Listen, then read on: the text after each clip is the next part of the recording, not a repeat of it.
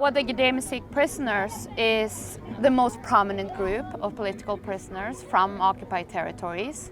It's a group currently of 19 Sahrawi activists and human rights defenders and journalists that was arrested back in 2010, both before, during and after the dismantlement of the Gedemsik camp. And I find it really, really amazing that I'm here in the camps in the month of the Gedemsik camp. Because at this moment, 12 years ago, you had the 13th Sahrawi Intifada in the occupied territories, and the largest Sahrawi uprising, where thousands of Sahrawis gathered out in the desert, put up their heimas, and protested the Moroccan occupation.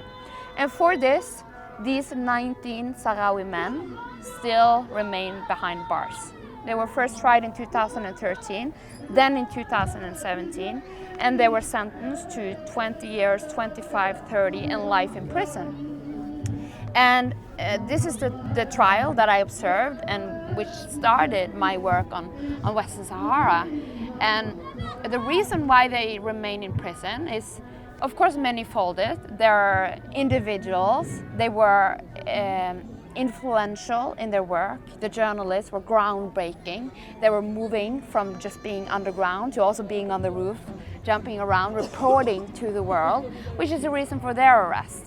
And the others that organized the camp. We have rights, and we say that the human rights are universal.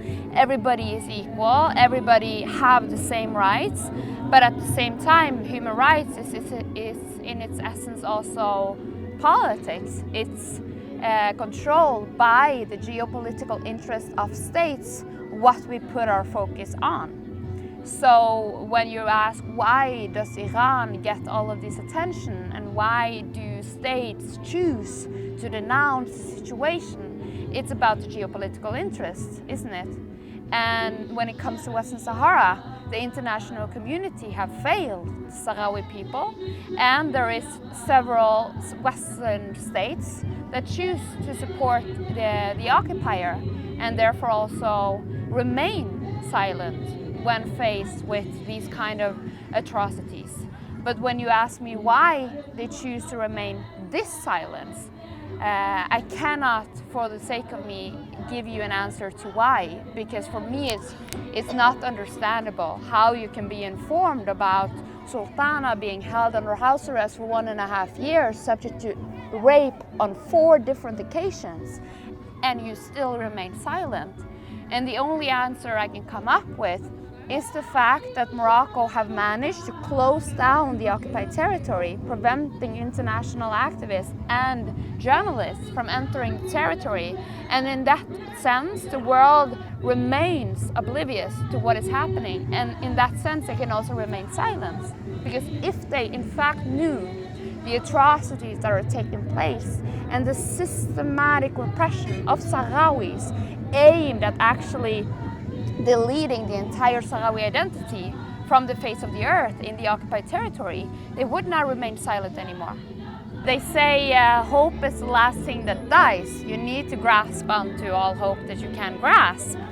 And I think one of the things that keeps me going is the fact that the activists in the occupied territories refuse to give up. Who am I to give up if they don't give up?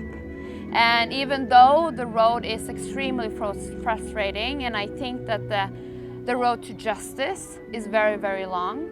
It takes time. We need to be patient. We need to be systematic. We need to continue the work, even though we don't see the results for maybe 3 years. You know, when we submit a complaint, it can take up to 3 years before you have a result and even an opinion. And then you have to start on the advocacy path. So of course it's frustrating, and of course it takes patience. But as I said, who am I to give up if the activists in the occupied territory doesn't give up? And they will never give up. It's about survival for them.